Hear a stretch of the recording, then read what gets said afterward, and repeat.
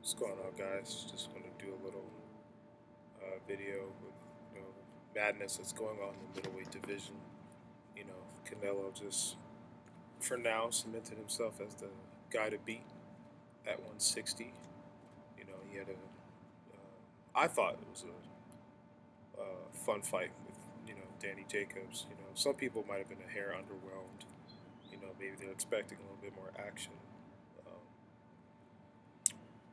Um, uh, I think it's because they're both kind of similar in styles. They're both,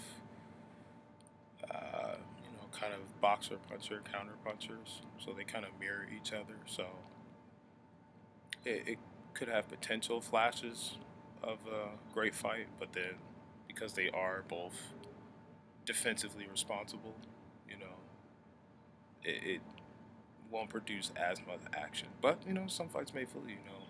Some people thought Ward and Kovalev wouldn't be a entertaining fight, but both fights were classics, so you just kind of never know.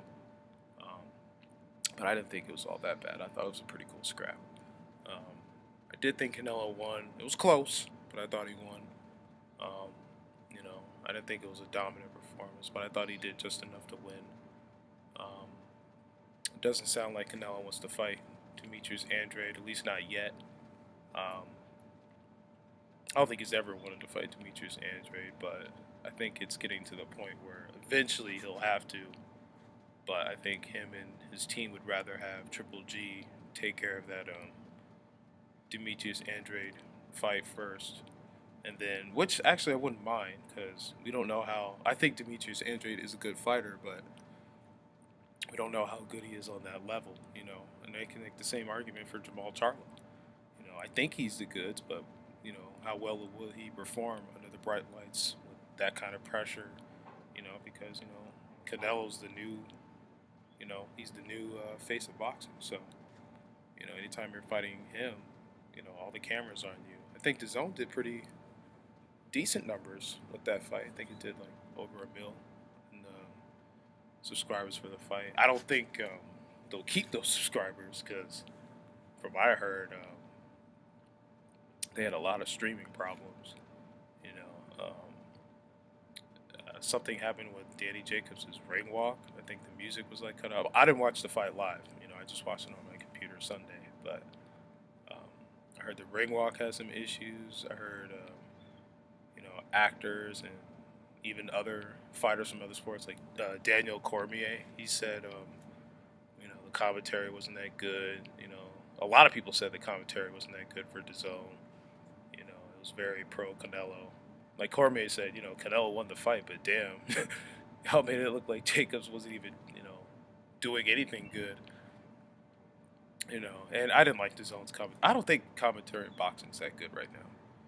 DAZN's commentary is not that good. Fox commentary is not that good. I love Lennox Lewis, the fighter. I like Joe Goosen as a trainer, but they don't mesh well when they commentate. They're kind of all over the place.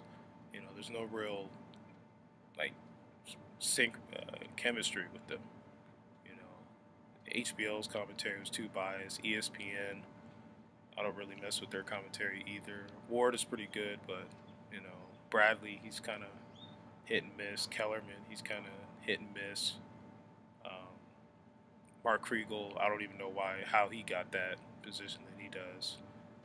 Joe Tessitore, he just gets on my nerves. DAZN, you know, with what's his name, Brian Kinney and Sergio Mora. Showtime's probably got the best chemistry with their, I guess, their group of commentators.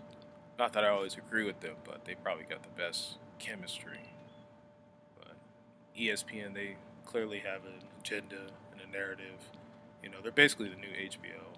DAZN, kind of like HBO. Fox, even they kind of have an agenda too. They clearly always go for the A-side fighter usually.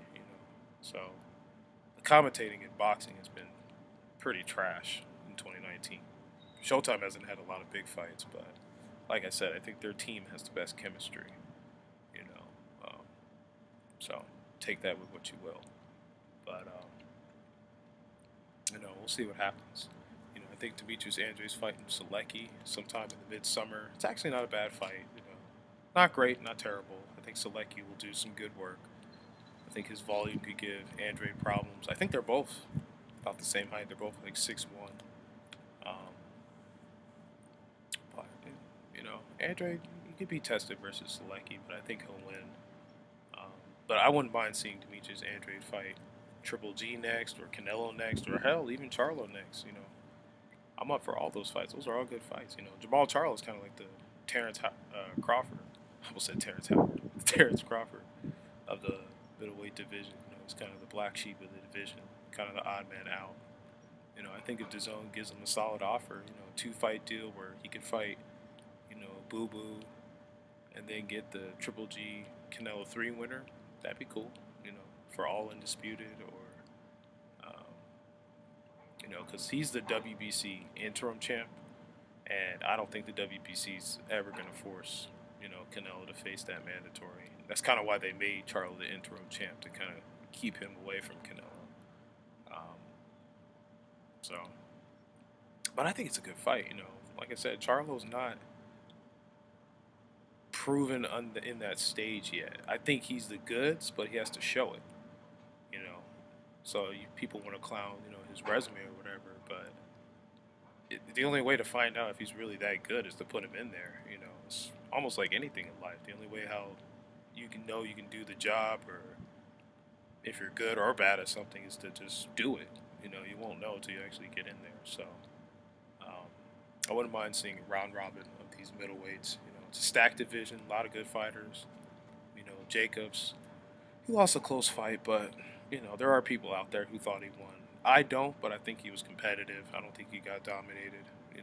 I wouldn't mind seeing him, take one, soft touch back, and then, come back against, Canelo in a rematch, Triple G in a rematch.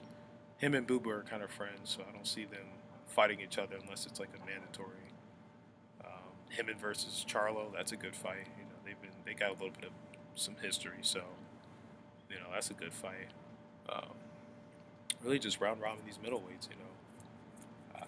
I don't think it's fair that Triple G gets to fight a tune-up and then fights Canelo off that, versus Steve Rolls.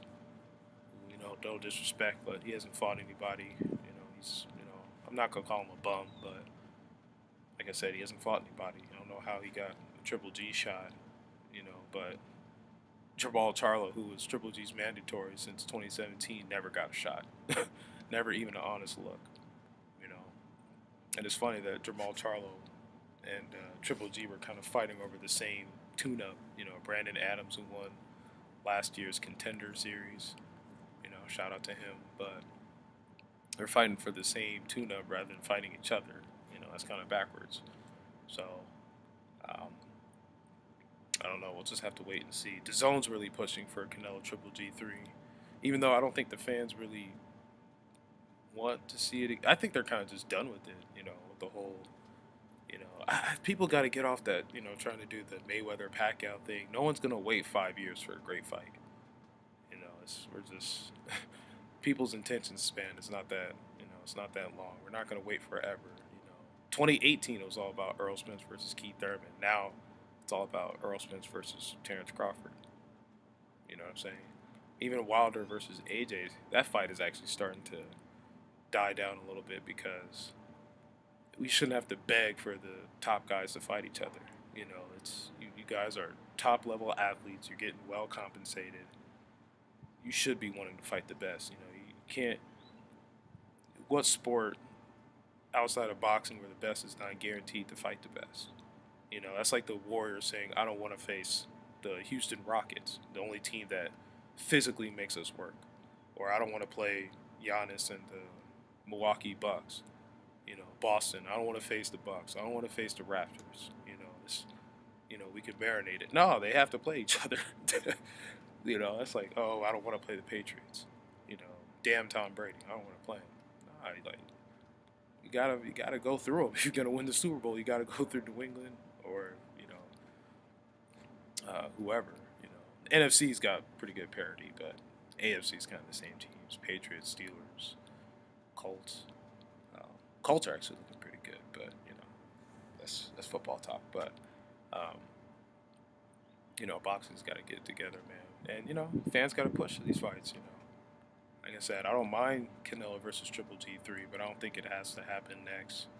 Um, like I said, I wouldn't mind seeing Demetrius Andre versus Triple G or Charlo or any of those three. Getting in the ring with each other. You should have to somewhat earn it. I don't think you should just get a tune-up and then fight whoever you want. That's what happened last time. He fought Vanes Rosen, who was on the couch for 2 years, actually got rocked in the first round, and then got rid of him in the second round. Lost a belt because he didn't want to fight Sergey Devrchenko, who's turned out to be a good middleweight contender. And then the second fight became less significant because it was only for 2 belts. Now, in fairness to Triple G, Canelo's the one that got caught on the clenbuterol. I know people are quick to forget certain things with certain people, but he was on something. It's kind of just they can't prove what he was on, but clenbuterol was kind of used as a masking agent for whatever he was actually taking. So people got selective memory, but yes, Canelo's a good fighter. It's funny because Canelo did better in the fight where he looked leaner versus in the first fight where he looked a bit more bulky. He actually looked worse in the first fight, but in the fight where he looked leaner, he did better. So it shows you don't really need, extra enhancements or whatever to fight. You just got to come up with the right game plan and perform, and then it is what it is at that point. But, Steve Rolls, I guess he's getting the honor of facing Triple G at a catch weight. But these middleweights need to scrap.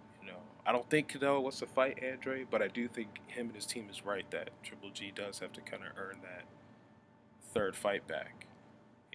I don't think he should just get a tune-up and then gets the big fight with Canelo.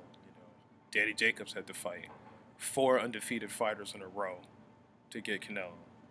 Undefeated prospect Arias, who was talking mad shit. Selecki, top contender, who's proven to be a top contender. Or actually, first off, he fought Triple G, who was undefeated. Fought Luis Cuba Arias, undefeated prospect, talking noise. Then he fought Selecki, who was a top contender, good amateur background. Then he fought Devrchenko, who fought Triple G in the amateurs, also good amateur background. And is proven to be a solid contender as well.